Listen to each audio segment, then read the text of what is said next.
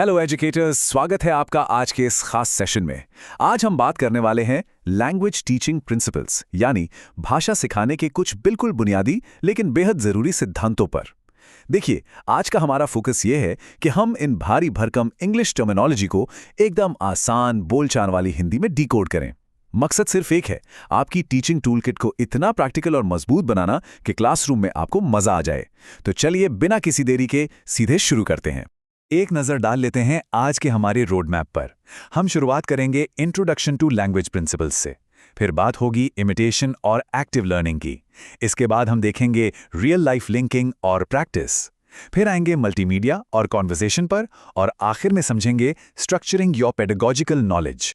तो चलिए बढ़ते हैं सेक्शन 1 की तरफ, इंट्रोडक्शन टू लैंग्वेज प्रिंसिपल्स, यानी भाषा सीखने की नींव। सबसे पहले आता है प्रिंसिपल ऑफ इमिटेशन, यानी अनुकरण का सिद्धांत। अब हम सब जानते हैं कि बच्चे कैसे सीखते हैं, राइट?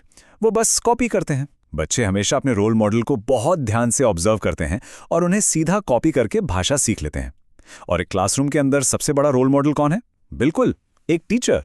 सोचिए, जब हम ब्लैक बोर्ड पर ABCD लिखते हैं या कोई नया शब्द बोलते हैं तो बच्चे हमें टकटकी लगाकर देखते हैं और फिर हूबहू वही करने की कोशिश करते हैं। अगर हमारा प्रोनंसिएशन एकदम सटीक है तो बच्चे भी वही सही उच्चारण पकड़ लेंगे। ये सिद्धांत इतना कमाल का इसलिए है क्योंकि यहाँ बच्चों को कुछ रटना नहीं पड़ता, वो बस स्वाभाविक तरीके से नेचुरली भाषा को ग्रहण कर लेते हैं। इसी से जुड़ा है हमारा अगला पॉइंट, प्रिंसिपल ऑफ एक्टिविटी या गतिविधि का सिद्धांत। देखिए, सच कहें तो एक जगह चुपचाप बैठे रहना किसी को पसंद नहीं, खासकर बच्चों को तो बिल्कुल नहीं। ये सिद्धांत हमें बताता है कि बच्चे तब सबसे बेहतरीन तरीके से सीखते हैं जब वो फिजिकली या मेंटली किसी काम में एक्टिवली इन्वॉल्व होते हैं। एक पैसिव या एकदम शांत क्लासरूम सच मानिए बहुत बोरिंग हो सकता है। यहीं पर हम टीचिंग लर्निंग मटेरियल्स यानी TLM का जादू देखते हैं। जब बच्चे किसी कैरेक्टर का रोल प्ले करते हैं, फ्लैश कार्ड से खेलते हैं या कोई भी इंटरैक्टिव एक्टिविटी करते हैं ना, तो उनका पूरा फोकस क्लास में होता है और सबसे बड़ी बात, इस तरह से सीखी गई चीजें उनके दिमाग में लंबे समय तक छप जाती हैं। अब आगे बढ़ते हैं सेक्शन 2 पर, real life linking and practice. देखते हैं कि असल जिंदगी से भाषा को कैसे जोड़ा जाए। क्या आपके स्टूडेंट्स ने कभी पूछा है कि हम ये क्यों पढ़ रहे हैं, इसका क्या काम है? यहीं पर principle of linking with life काम आता है, जो भाषा को एकदम सजीव बना देता है। जब हम एब्स्ट्रैक्ट टास्क्स यानी उन किताबी और काल्पनिक विषयों पर फोकस करते हैं जिनका उनकी असल जिंदगी से कोई लेना देना नहीं, तो बच्चे बोर हो जाते हैं। इसके बजाय रियल लाइफ एप्लीकेशन पर ध्यान दीजिए। उदाहरण के लिए, किसी अनजान से टॉपिक पर रटा रटाया निबंध लिखवाने के बजाय बच्चों को स्कूल प्रिंसिपल को एप्लीकेशन फॉर लीव यानी छुट्टी की एप्लीकेशन लिखना सिखाइए।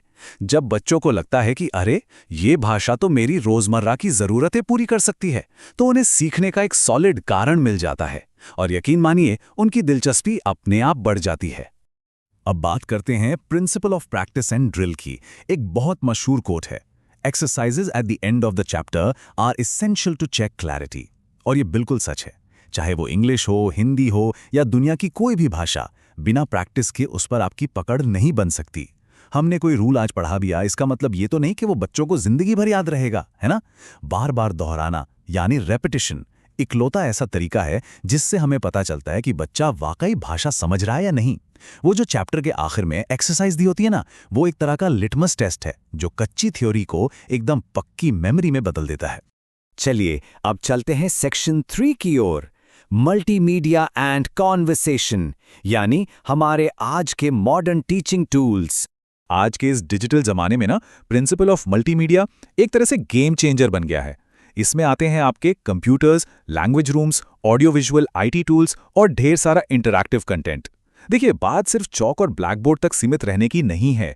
जब हम इन IT टूल्स और डेडिकेटेड लैंग्वेज रूम्स का यूज करते हैं तो फोकस सिर्फ टीचर के लेक्चर से हटकर एक कमाल की इंटरैक्टिव ऑडियो विजुअल लर्निंग पर शिफ्ट हो जाता है। जरा सोचिए, जब स्टूडेंट्स बेहतरीन विजुअल्स देखते हैं और नेटिव स्पीकर्स का एकदम ओरिजिनल ऑडियो सुनते हैं तो परफेक्ट प्रोनाउंसिएशन तो वो सीखेंगे ही। इससे क्लासरूम का पूरा माहौल ही बदल जाता है और एक बहुत ही मॉडर्न लर्निंग स्पेस तैयार होता है। और इसी मॉडर्न क्लासरूम का एक अहम हिस्सा है प्रिंसिपल ऑफ कॉन्वर्सेशन, यानी बातचीत का सिद्धांत। इसे समझने के लिए हमारी मातृभाषा से बेहतर कोई उदाहरण नहीं है। हम सब ने अपनी मातृभाषा कैसे सीखी? क्या हमने बचपन में ग्रामर की किताबें पढ़ी थीं? बिल्कुल नहीं। हमने बस घर में लोगों को लगातार बात करते हुए सुना और खुद बोलना शुरू कर दिया। ठीक उसी तरह क्लासरूम में किसी भी नई टारगेट लैंग्वेज में असली फ्लुएंसी तभी आएगी जब बच्चे उसमें एक्टिवली बात करेंगे। अगर उन्हें ग्रामर के सारे रूल्स रटे हुए हैं लेकिन बोलने में झिझक हो रही है तो भाषा सिखाने का असली मकसद तो अधूरा ही रह गया ना। इसीलिए लगातार कॉन्वर्सेशन और इंटरैक्शन एक सफल लैंग्वेज क्लासरूम की जान होते हैं। अब आते हैं हमारे आखिरी हिस्से, सेक्शन 4 पर, स्ट्रक्चरिंग योर पेडागोजिकल नॉलेज, यानी आपकी परीक्षा के लिए एक सॉलिड और सटीक रणनीति। जो भी एजुकेटर्स बीएड एग्जाम्स की तैयारी कर रहे हैं उन्होंने 16 नंबर वाले वो लंबे सवाल तो देखे ही होंगे। अब देखिए, इन 16 मार्क्स वाले सवालों का जवाब आप बस रैंडम तरीके से बड़े बड़े पैराग्राफ लिखकर नहीं दे सकते। अक्सर होता क्या है कि लंबे उत्तरों में हमारा मेन कंटेंट कहीं खो सा जाता है और जो मुख्य बिंदु हैं वो छिप जाते हैं। एग्जामिनर को इंप्रेस करने के लिए आपको एक बहुत ही स्पेसिफिक और स्ट्रक्चर्ड अप्रोच की जरूरत होती है। आपका जवाब ऐसा होना चाहिए कि एग्जामिनर को हर जरूरी पॉइंट एकदम साफ साफ नजर आए। याद रखिए, एक व्यवस्थित ढांचा ही आपको अच्छे मार्क्स दिला सकता है। तो ये स्ट्रक्चर बनेगा कैसे? बहुत आसान है। 16 नंबर के सवालों को हमेशा इन 4 स्पष्ट स्टेप्स में तोड़ दीजिए। स्टेप 1 मीनिंग, यानी विषय का एकदम साफ और स्पष्ट अर्थ। स्टेप 2 कैरेक्टरिस्टिक्स, यानी उसकी मुख्य विशेषताएं। स्टेप 3 प्रिंसिपल्स, उससे जुड़े हुए सिद्धांत। और आखिर में स्टेप 4 रियल लाइफ एग्जाम्पल्स या उदाहरण। जब आप अपने आंसर को इन 4 हिस्सों में बांटते हैं तो कोई भी इंपॉर्टेंट जानकारी छूटने का सवाल ही पैदा नहीं होता। ये स्ट्रक्चर आपके जवाब को सिर्फ लॉजिकल ही नहीं बनाता बल्कि उसे कंप्लीट और हाई स्कोरिंग रिस्पॉन्स में बदल देता है। और छोटे सवालों का क्या?